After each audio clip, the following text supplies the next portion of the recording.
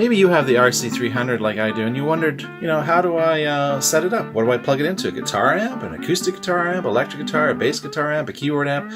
Do I use a powered monitor? Do I plug it into a mixer first? And the answer is, actually any of those will work. It all depends on what you're putting into it, what you're expecting it to perform for you. So this video should answer your questions, or at least lead you some steps closer to understanding how you want to set up your RC300.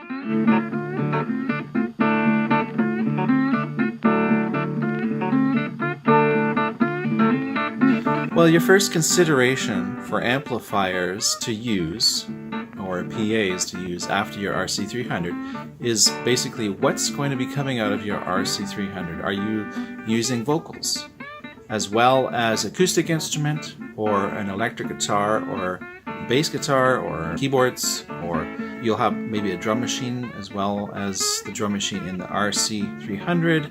Okay, so let's consider some of these possibilities. Let's say you're a guitarist, you're playing acoustic guitar, and you're singing. There are a good number of acoustic amplifiers on the market that are actually designed to give you great sound for acoustic guitar, steel string or nylon string, and vocals as well. I mean, if you look at the Air, this is called the Air amp.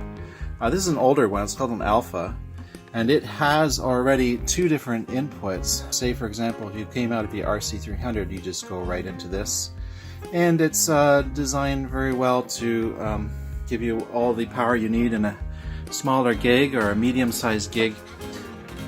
And here's yet another acoustic amplifier, which I definitely recommend. I think I'm going to be making a video very soon demoing this amp. It's portable. This is designed for acoustic instruments to sound great together with vocals. So this would be another very fine solution.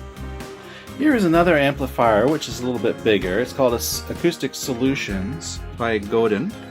And this is, I think it's 150 watts. This has a lot more options. This would be great even for keyboards. So you've got several channels to use at the same time. I've used this, it's very nice. Okay, let's say you're a singer, you're using a microphone, and you've got an electric guitar, and maybe you're using some bass stuff too. This is a powered floor monitor, which is, well, self-powered, which means you don't have to have an amplifier separately to power it. You just basically plug it in and it works, and you can see this is also designed to have both microphone and vocals and instruments. Okay, let's say you're playing keyboards and you're doing vocals as well. Then it's just fine to use your keyboard amp or a powered monitor. This is probably the most ideal if you have keyboards and you're using a drum machine and you're singing and you're playing guitar. It'll all come through here with plenty of volume. So let's say you're just a guitar player and you're just playing acoustic guitar. Then just use your regular acoustic guitar amp. Okay, let's say you're a electric guitar player and you've got no vocals.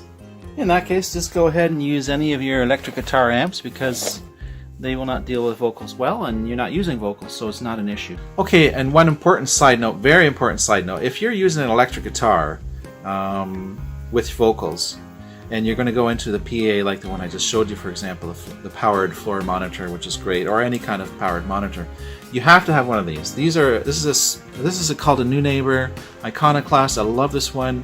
It's called a speaker emulator in this case. This is a speaker simulator. This is mono. The other one was stereo. What these do is basically gives a treatment to the signal. So if you're going from your guitar into your effects pedal, so you have a distortion pedal, then you go into this, and then from this you go into your RC300.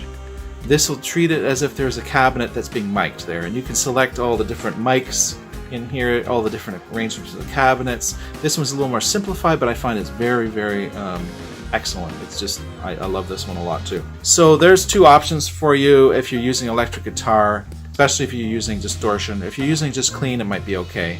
Okay, so, I'm scratching my head. I don't think there's anything I mean, there's cello. Well, if you're using just cello, then you could just use a powered monitor as well.